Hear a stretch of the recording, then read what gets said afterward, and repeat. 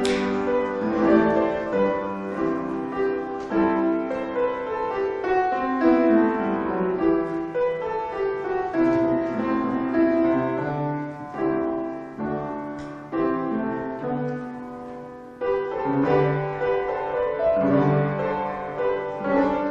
epistle lesson this morning comes from first letter of John, chapter 3, verses 16 to 24.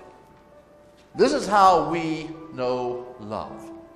Jesus laid down his life for us, and we ought to lay down our lives for our brothers and sisters. If a person has material possessions and sees a brother or sister in need, and that person doesn't care, how can the love of God remain in him? Little children, let's not love with words or speech, but with action and truth. This is how we will know that we belong to the truth and reassure our hearts in God's presence. Even if our hearts condemn us, God is greater than our hearts and knows all things. Dear friends, if our hearts don't condemn us, we have confidence in relationship to God. We receive whatever we ask from him because we keep his commandments and do what pleases him. This is his commandment, that we believe in the name of his Son, Jesus Christ, and love one another as he commanded us. A couple months ago, I got an email from our district secretary saying, "Where's your Quiet Disciple nomination?" Well, I had to hurry up and think, who has been doing a lot of discipling around here? And the person I chose is Micah. Come on out here.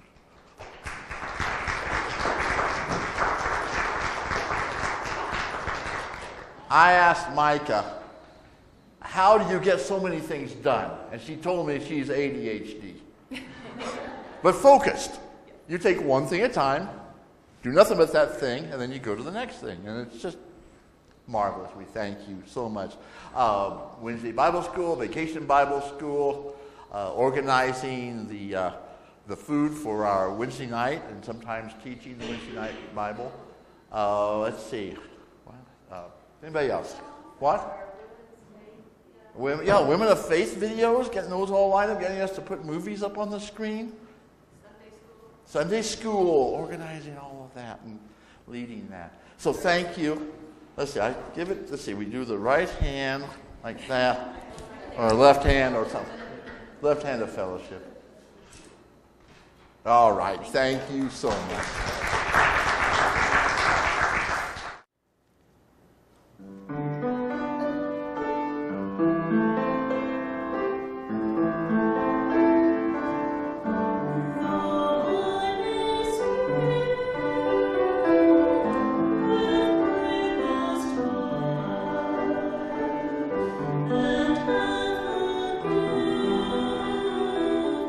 To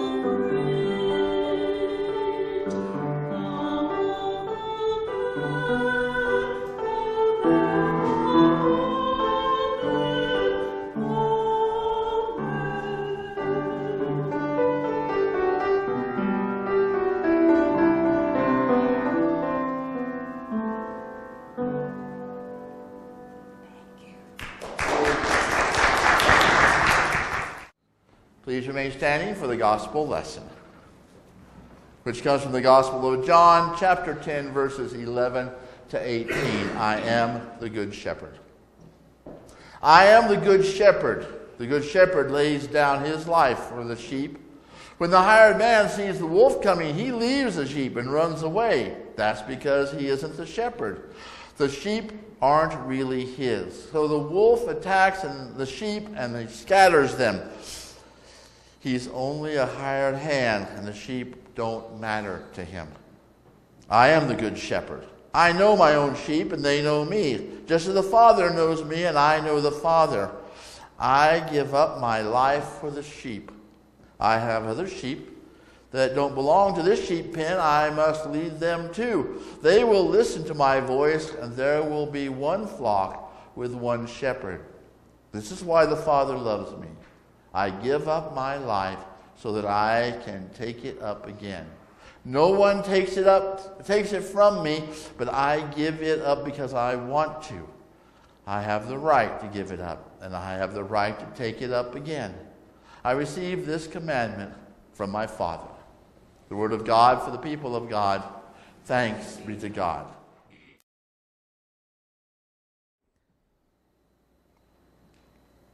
Boy, we see a lot of stuff on the news these days, especially all of this stuff that's happened ever since the Ferguson event.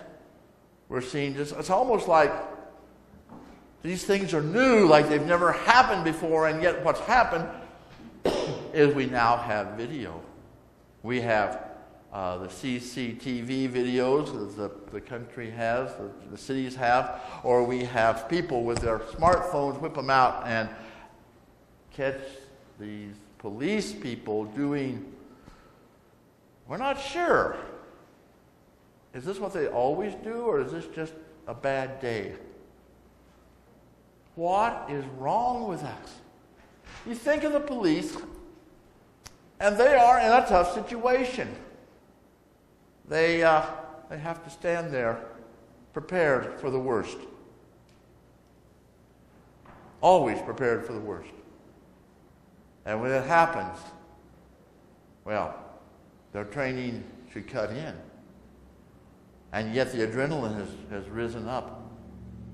And it's hard to remember and to think and to do things. You know, a gunfight on TV takes a long time, or a fight on TV takes a lot of bouncing back and forth. You know how long a gunfight usually lasts? 2 seconds. Matt was telling a fellow who was at a mall where some crazy gunner was there waving his gun and shooting people, and he had his gun. He had to carry him in. He had his gun on him. He pulled the gun out, went around a corner, saw the guy. He says, "Drop it!" And the other guy goes, "Bang!" That's what cops are up against. They can't stop and say, "Drop it." And yet, we want them to. They don't want lethal force. We must keep our country and our men and women in uniform in our prayers, because they are facing a lot of stuff coming down. A lot of stuff. And we need to find some answer. How can we make the world a place that is safe and peaceful? Well, Jesus gave us the clue. Love thy neighbor. It's not just a suggestion. It's what we have to do to be of Christ. It's what everyone knows that they need to do. Karen Armstrong, a retired nun and now a rather well-regarded historian, has done books now on all of the different faiths and on fundamentalism and the history of God, and massive amount of writing. And she has started the Compassion Charter. This is a way of getting groups, religious groups, social groups, to agree that there's one thing that's most important. Let's see the video. For years, I've been feeling frustrated because as a religious historian, I've become acutely aware of the centrality of compassion in all the major world faiths. Every single one of them has evolved their own version of what's been called the Golden Rule. Sometimes it comes in a positive version. Always treat all others as you'd like to be treated yourself. And equally important is the negative version. Don't do to others what you would not like them to do to you. Look into your own heart, discover what it is that gives you pain, and then refuse, under any circumstance whatsoever, to inflict that pain on anybody else. And people have emphasized the importance of compassion, not just because it sounds good, but because it works.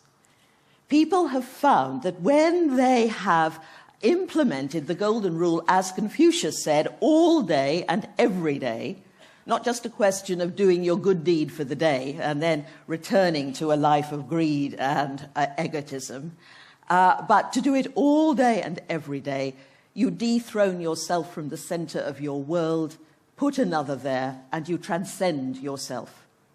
And it brings you into the presence of what's been called God, Nirvana, Brahman, Tao, something that goes beyond what we know in our ego-bound existence. Often people don't really want to be compassionate. I sometimes see, when I'm speaking to a congregation of religious people, a sort of mutinous expression crossing their faces, because people often want to be right instead. If we don't manage to implement the Golden Rule globally, so that we treat all peoples, wherever and whoever they may be, as though they were as important as ourselves, I doubt that we'll have a viable world to hand on to the next generation. The task of our time, one of the great tasks of our time, is to build a global society, as I said, where people can live together in peace. And the religions that should be making a major contribution are instead seen as part of the problem. And of course, it's not just religious people who believe in the Golden Rule. This is the source of all morality, this imaginative act of empathy, putting yourself in the place of another. There it is.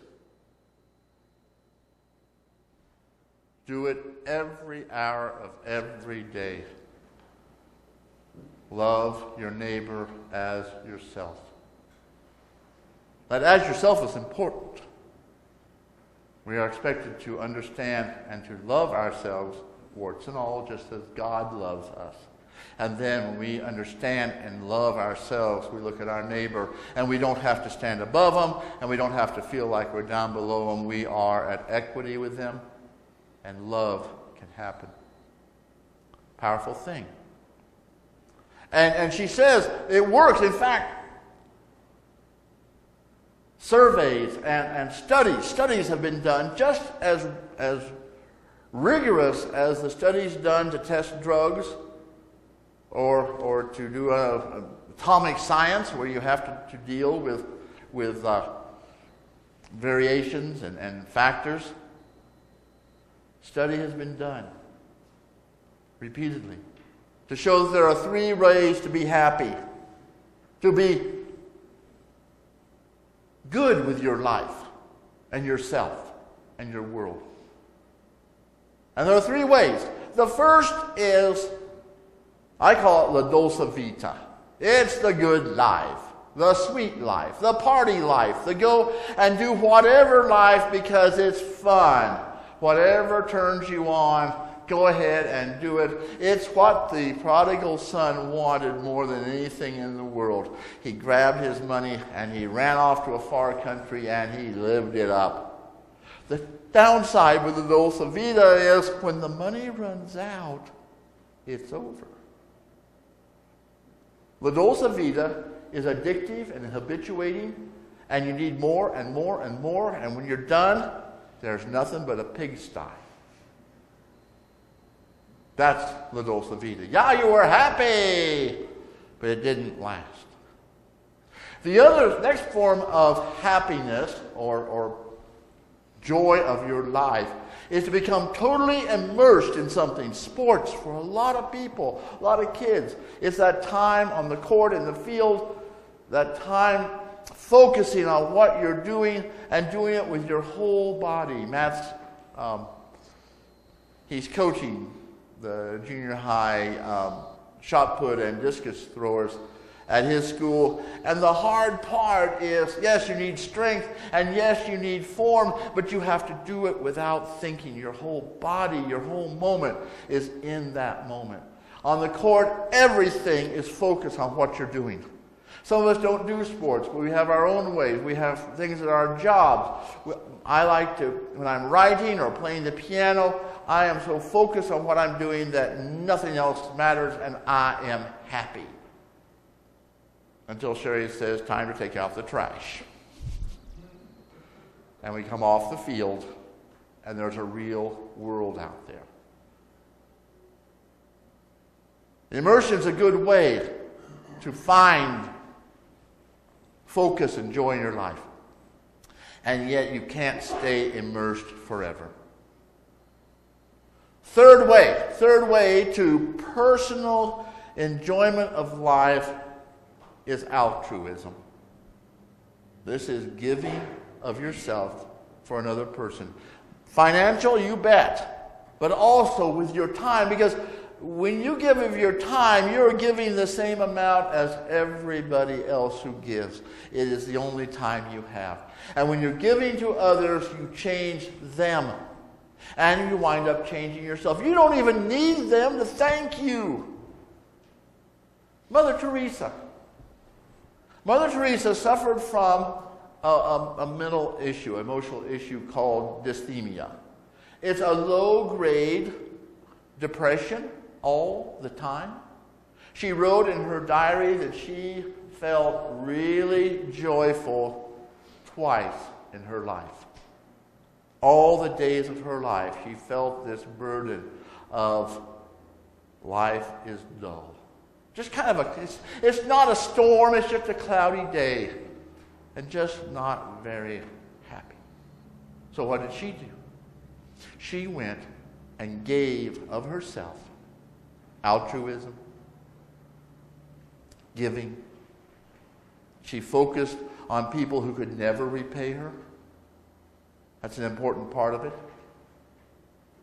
Because when you do something, the greatest mitzvah in the Jewish tradition is to tend to the body of a person who's died. Because that person can never thank you. The only thanks you get is directly from God. How do you ever expect to be successful? Somebody asked Mother Teresa. God did not call me to be successful. God called me to be faithful. And she entered into this life of giving. And we can too. One thing about giving and this reaching out to others no matter what is that you feel it, you feel the good vibes while you're doing it, and then, and this is proven scientifically, you feel it afterwards. It continues with you. It has a slow half-life, and you're feeling good about life and the world and yourself and God. And it makes everything work when you can love your neighbor as yourself. Now, everybody knows these things. As Karen Armstrong was saying, religious people of every shape and size of religion and secular people, and everybody knows. And if we do it, we know it works, and yet we keep falling off. If Jesus was just a great teacher, he failed. Because we don't listen to him. We don't listen to Confucius, we don't listen to Buddha, we don't listen to the rabbis, we don't listen to the great minds. We really don't. We like to listen to them, but when it comes down, push comes to shove, we do what we want. Then we suffer for it. Then we blame somebody else for making us suffer. You know, this can go on forever. Jesus did not just say, be good.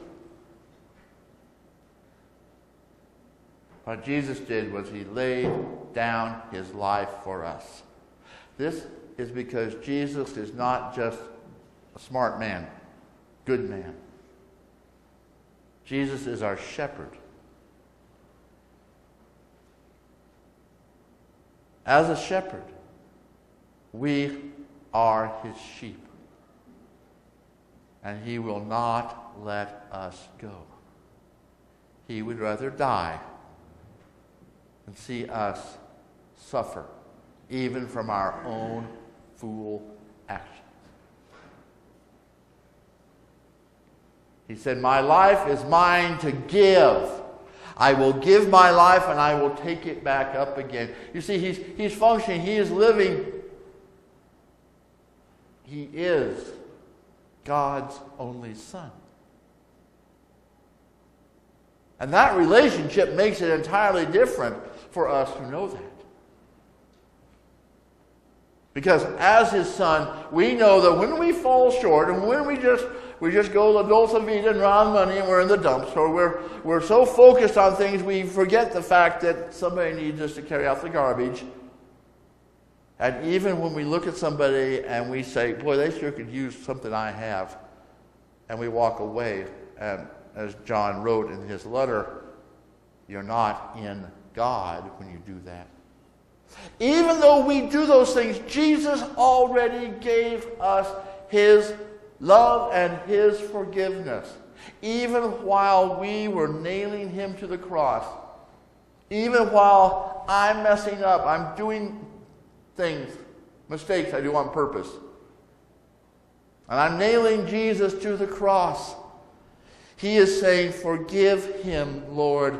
He doesn't know what he's doing. And when we're forgiven, we have the love and the courage then to think about what we're doing. Jesus gave himself for us. You know, for years, when we do the communion, the opening line of communion is on the night the Lord was betrayed. Well, I haven't done that in a long time because I think that is, again, turning it to somebody else that we can blame. When Jesus gave it for us, if he hadn't given us for us, he's just a nice guy who died young. But he specifically gave it. He laid down his life for his friends. And then he rose again so that you and I may again be friends.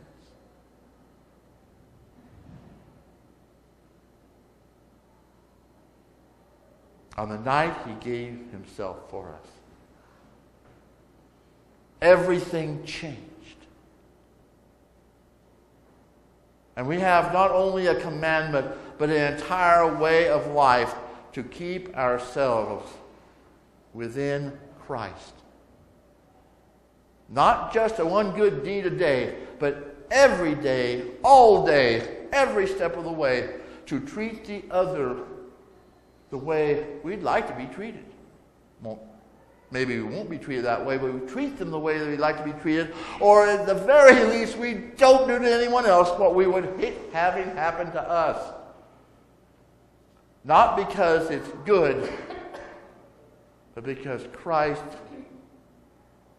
allowed suffering and death to happen to him, so it doesn't have to happen to us. That's the power of the Good Shepherd.